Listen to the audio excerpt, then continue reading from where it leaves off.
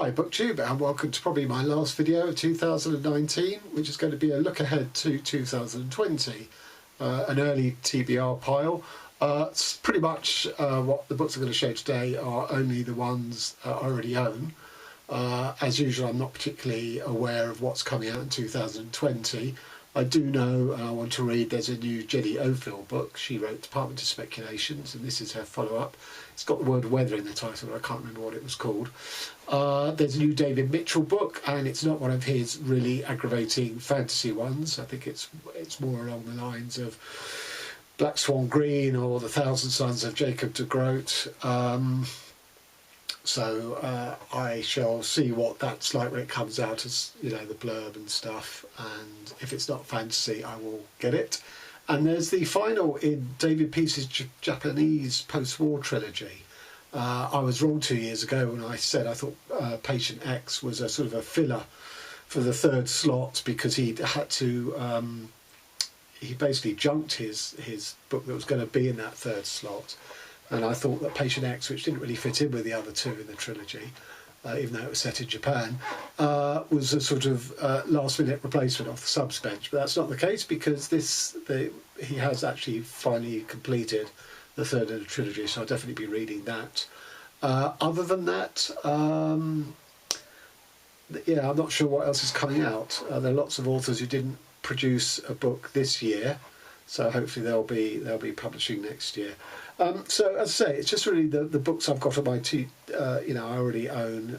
Didn't get around to reading this year. It's not every single book that I haven't got around to reading, but just the ones that will likely be up first for the first few months of the year. So I'm currently reading, as in I started today, Duck's New Report. So technically it's not on my TBR pile because I've picked it up, but let's be realistic. I'd like to finish this in 2019, so this will be my first book completed in 2020. This is Plato's Phaedo. It's an important book for my work in progress. This is basically about the death of Socrates and asking questions about death and the afterlife. And that's pretty much what my current work in progress is about, albeit an updated version of Plato. Next one will definitely be in the first weeks of January. This is Tim O'Brien's In the Lake of the Woods, because this is a buddy read with Jason over at Old Blues Chapter and Verse. Every start of the year we do a buddy read. Last year we did Overton by Adam Thorpe, and this is what we've chosen for this year. Now, I want to get to this quite early. This is Ingeborg Bachmann, Melina. This is an Austrian author. Is she still alive? I don't know. And of course the blurb text on the back is so small I can't see it.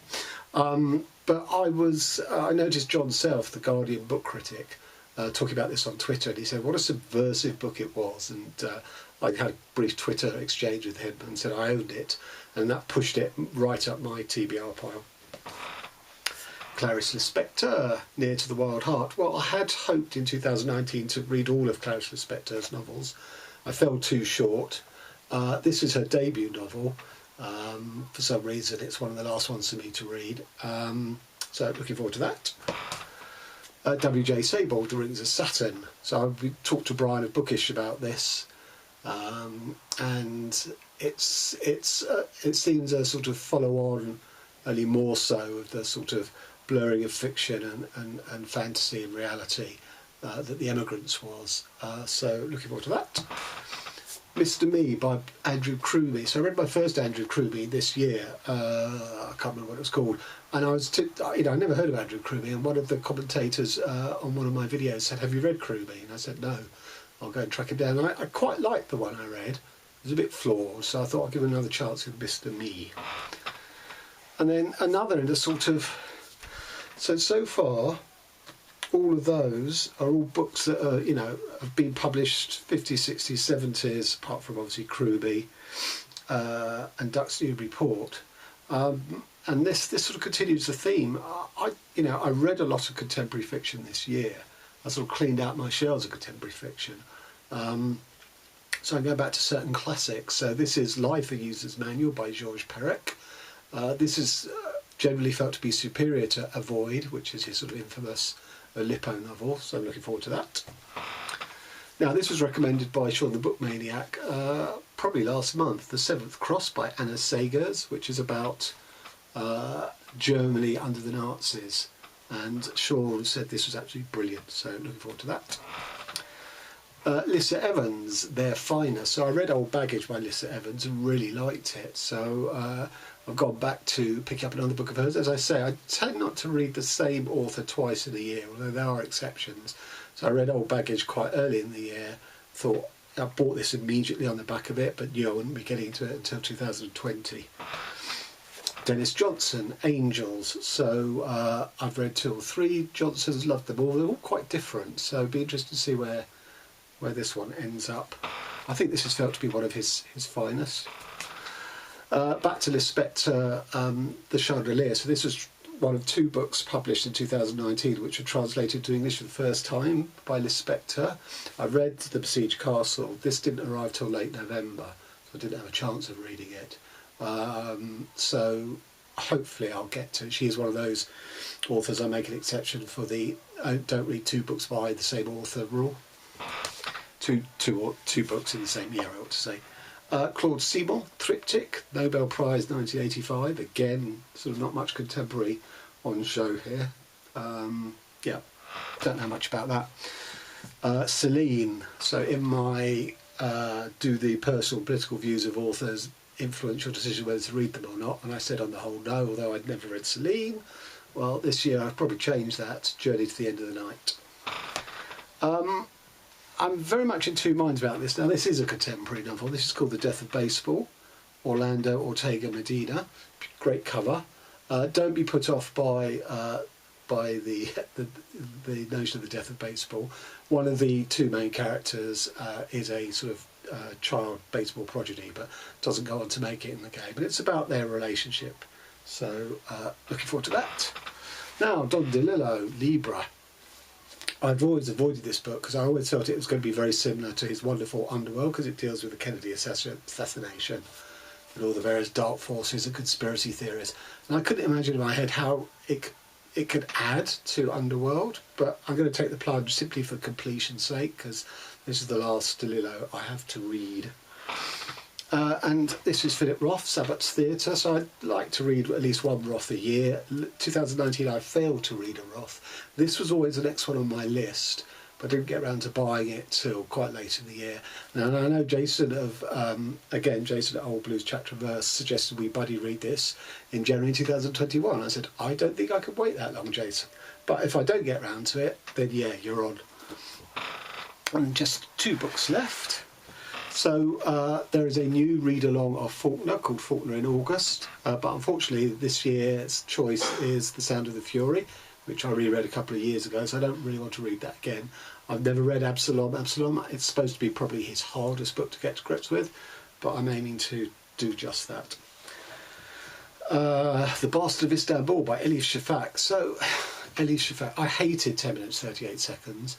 Mainly for its structural and stylistic reasons. I thought she made lots of wrong decisions, although who am I to say. And I was talking to a Goodreads friend of mine called Jonathan Paul. He said, try this. This is on the Armenian genocide, which of course Turkey denies ever happened, and Shafak gets into a lot of trouble about that.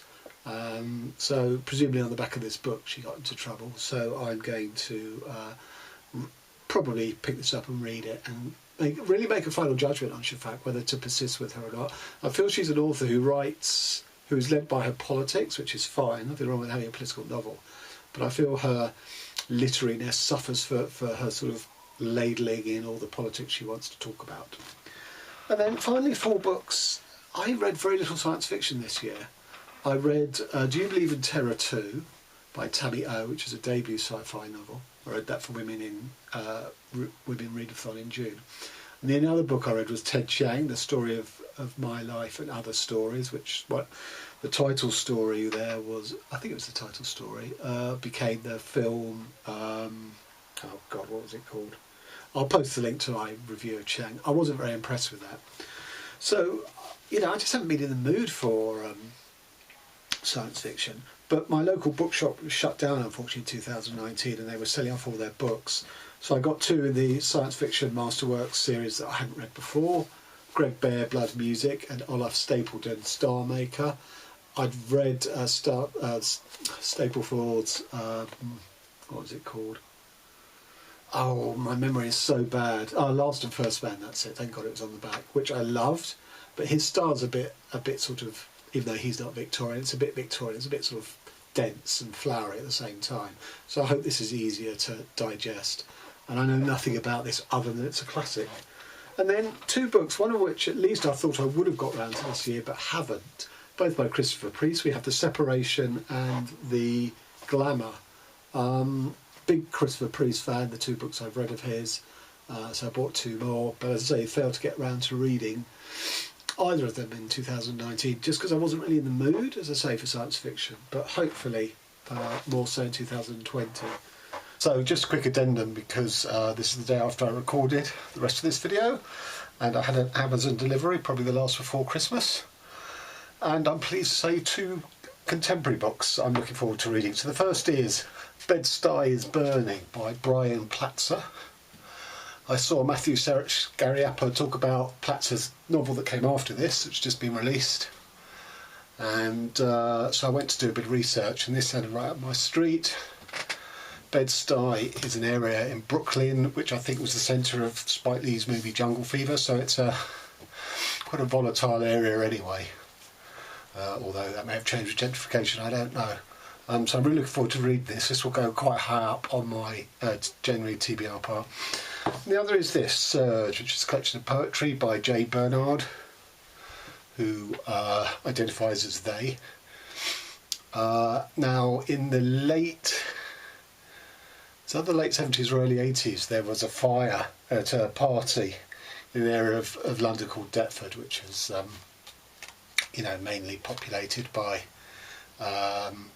sort of Afro-Caribbean community, and there were a lot of deaths in this fire. It was a fire trap, and there were lots of issues about race that came. So it's interesting that this book, I don't know if the writer, if the poet was a child of someone at that party, but it's interesting, this is, nearly 40 years later that we get this collection. But this was pointed out to me when I was doing my poetry roundup a couple of weeks ago. Someone said, "Had I read this?" And I hadn't. So they were sort of saying it was really worth me picking up and reading. So I'm looking forward to reading this. It's only about 60 pages, so it won't take long, which is why it might slide up my TBR pile, just because I can knock it off quickly. So it's called Surge. Okay. So there you have it. If you've read any of those books and want to give me a heads up, please do. Equally, if if you're a long-time follower of my channel, you know the sort of thing I like. If you know of new books that are being published that I might, in 2020, that I might like, please do leave recommendations for me, and I will decide whether to check them out or not. So again, thank you all very much for tuning in over the 2019, and welcome to new followers. Here's to a prosperous and a good reading 2020. Thanks very much.